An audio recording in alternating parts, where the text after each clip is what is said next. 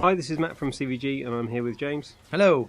And today we're going to be looking at Resident Evil 6. Yes, this bit here is the prologue. So this takes place before any of the stuff we've seen with Leon in that elementary school before. This is just kind of scene setting. Here he is. Helena's in a bit of a bad way there. Yeah, there's some kind of attack. It says prologue, but I'm pretty sure this happens sort of halfway through the game. Right. Here's the first Quicktime event. Didn't take long, that, did it? No, it doesn't take very long at all. The game is predominantly full of Quicktime events, especially at the very beginning here. Press X to look at car, and then in a minute we press X to smash window. Now, we talk about Quicktime events sometimes sort of a bit, pejoratively, but are they good or are they... There's a lot of them. I think this prologue bit is very much a sort of tutorial-based thing. So it's teaching you how to shoot people in the head. Look, first time headshot, that's nice. Yeah, but then you have to do a Quicktime event to finally finish him off. But I think it is very much a sort of learning process. This is the bit we've all seen before. You can click the little thumbnail here to see the rest of this bit that we've already shown you on our channel. This was the E3. I think that explosion lasted about a minute, which...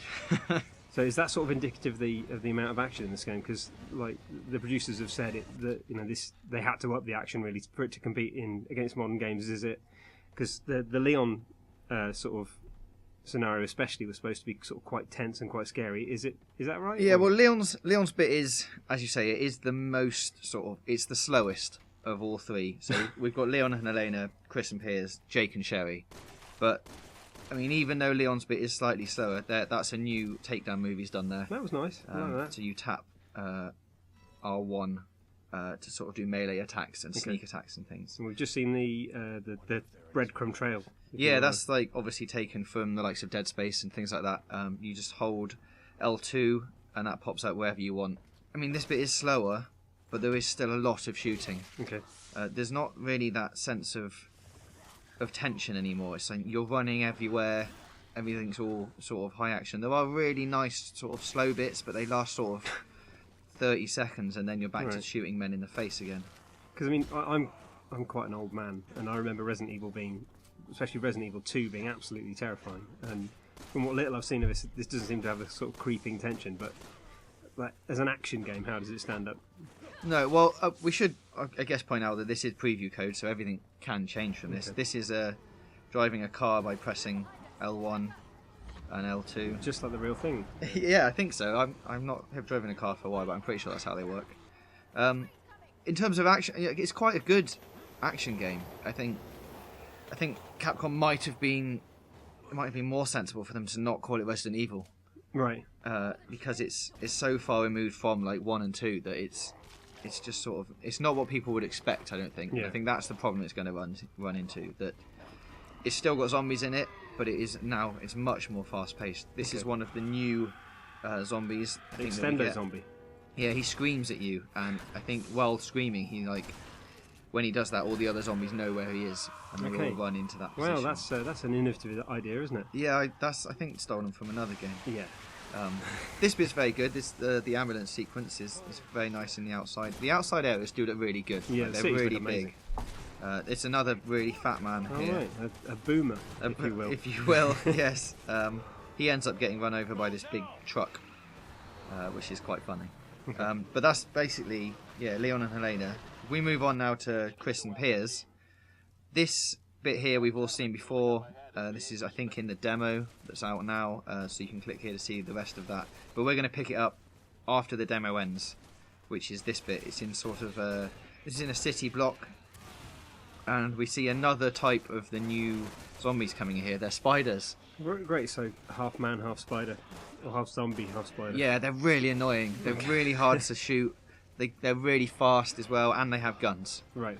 But I mean, if you thought the Leon and Helena bit was action-based, boy, are you in for a treat with this.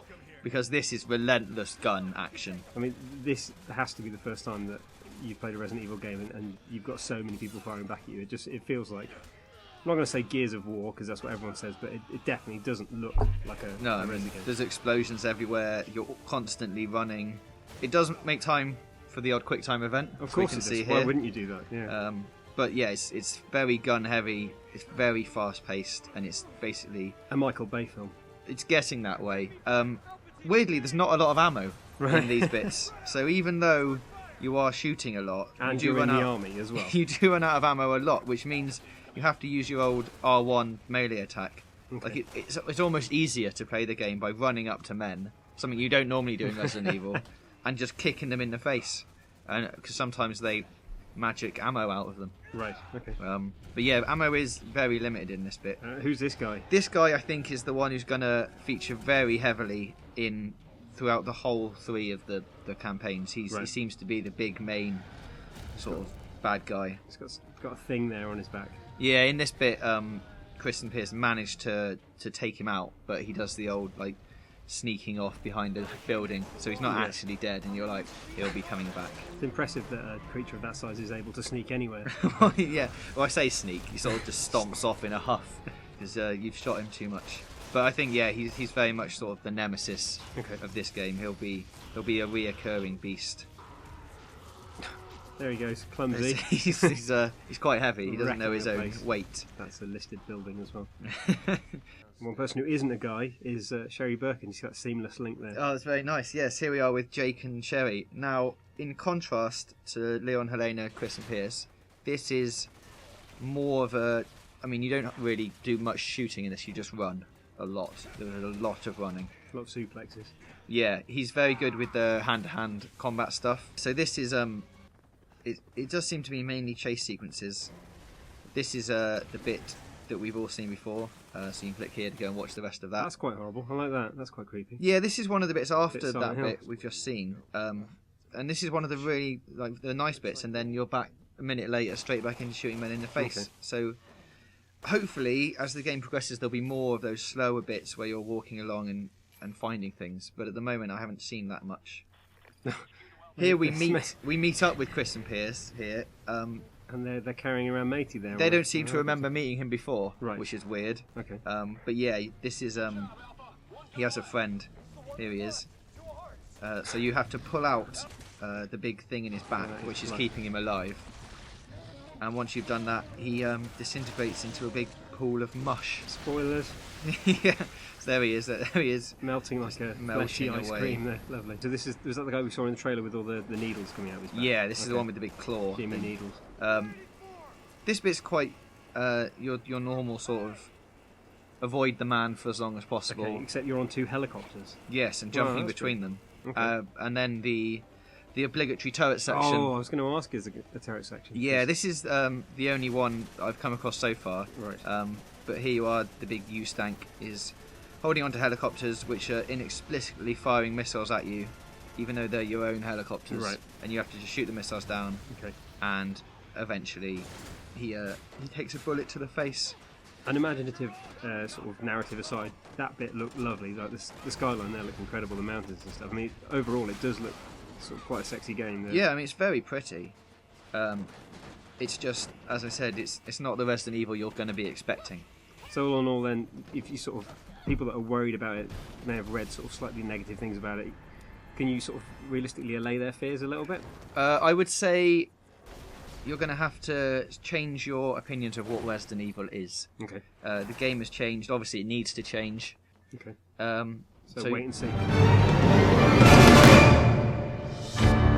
Resident